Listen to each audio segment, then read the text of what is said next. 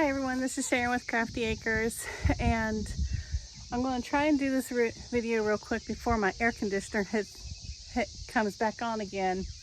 We're right against the house, and this is where we have our garlic planted. I did a video about this last year, about the garlic scapes and why you want to cut them and how you want to do that. And I want to let you know something, because this year is a little bit different. What happened was last year we went and cut our garlic, the scapes, back down, and it's supposed to be 3 to 4 weeks, and then you can dig your garlic up, because the stalks will dry up, and once they're about 1/3 to 2/3 way dry, so they've turned brown from the green to the brown, then it's time to start cutting them or digging them up.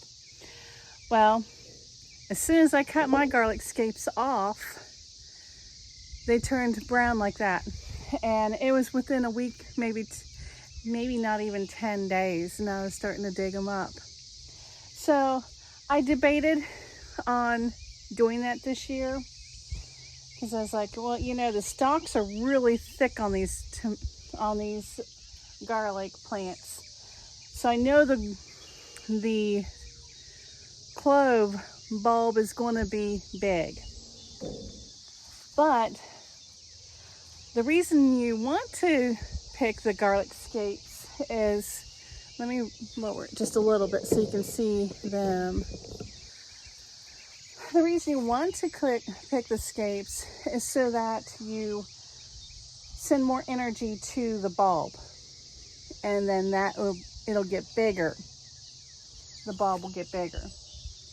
Now mine are starting to dry up a little bit. It could have been just the season last year. I'm going to give it a try again this year and see what happens. They're starting to have some areas where they're drying up at the lower leaves.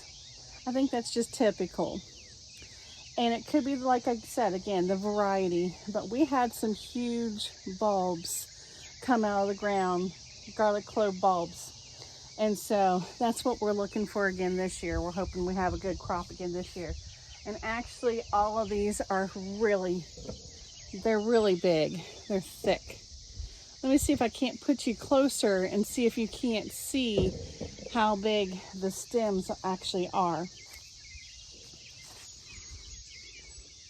All right, before I flip the camera around and show you actually the stalks, I want to do a disclaimer. There are going to be weeds. It's just the way it is.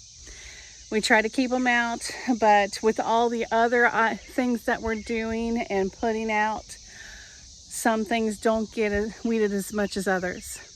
It's just the way it is, and the garlic seems to be doing just fine. So it is what it is. All right, let's take a look at the stalks.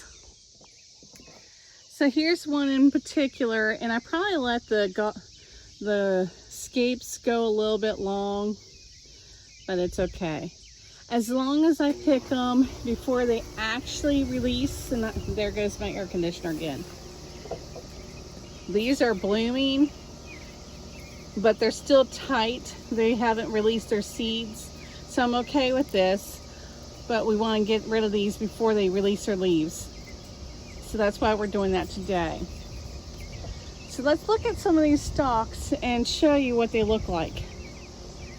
So down here, I'll back up to that one I had in my hand. And down here, it's got a real long scape. And then it's only like 1.5 feet. It only comes up to my knee where the first top leaf is. And look how thick that stalk is. So it's at least 2 fingers wide. So I know down there that center clove is going to be huge, and then there's going to be rings of cloves behind it or around it. And here's some younger ones, and there's some heavier stalked ones. Whoops, sorry, I don't know what caused that. And some heavier stalked ones right in here. And you can see some of the leaves are starting to brown up. But I mean, whether I'm picking them in 2 weeks, 3 weeks, or in just a few days, I'm not worrying about it. 'Cause I think with these stalks, they're going to be gorgeous cloves. I think we're going to have a good crop of cloves. So now we'll go ahead and get into how you trim them down. What you want to do is you want to take that stalk and you want to cut it down all the way down to that first leaf right here. And sometimes you can break it off, sometimes you can't. That one's a bit thick, so I won't be able to break it off, but I'll go ahead and show you on some others. And what do you do with the scapes? Well, you can use them in cooking. A lot of mine have probably gone a little bit far. They're a little bit on the woody side. If you get them young enough, what you can do is you can saute them and stir fry. You can take them and use them in, I would imagine, I was actually looking online to see if there was a recipe where you can put them in an oil, because I know you can do that with chive flowers, which I'm looking at my chives right now. I gotta do a video on that one. I have this massive chive plant. So I have this massive chive plant, and it's probably a good 2 feet across. And it's in one pot, and it just thrives. And a couple weeks ago, I've been watching the buds form up just like these garlic scapes do. And I've been like, I've got to do my oil. I got to do my oil. Well, other things was happening. The rain stopped. I was able to get tomato plants in, so I wasn't able to get the chives done and that oil. So I'll do a video for you on how to split that plant up, because it do need to split it up and get it divided, and it'll thrive again. And I'll have even more chive. If I cut the blossoms off, I'll have more chives later on that I can grab the flowers from and do an infusion for you.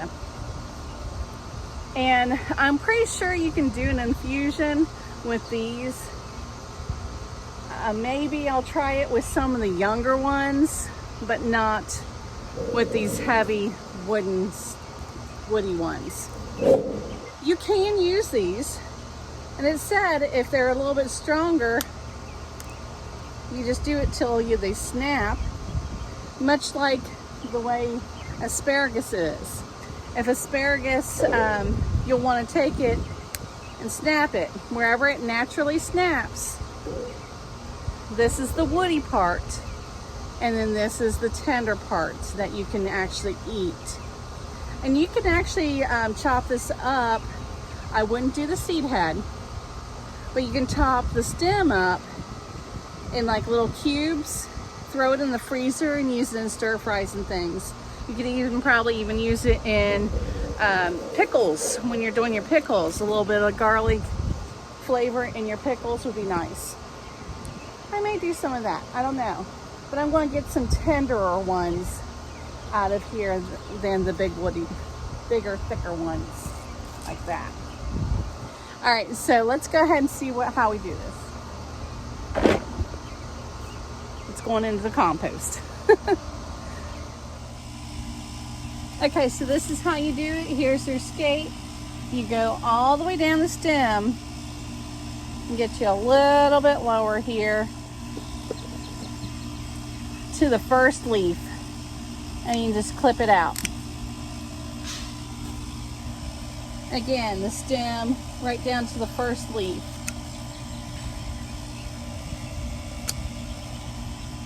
And that's all there is to it.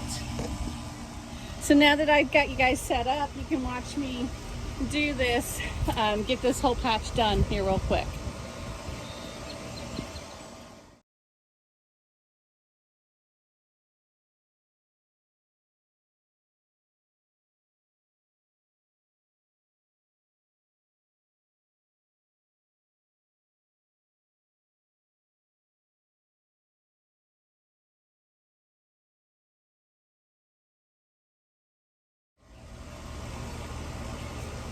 So it's kind of funny how some of them are snake-like, or they wrap around different stems while they're in the growing in the garden.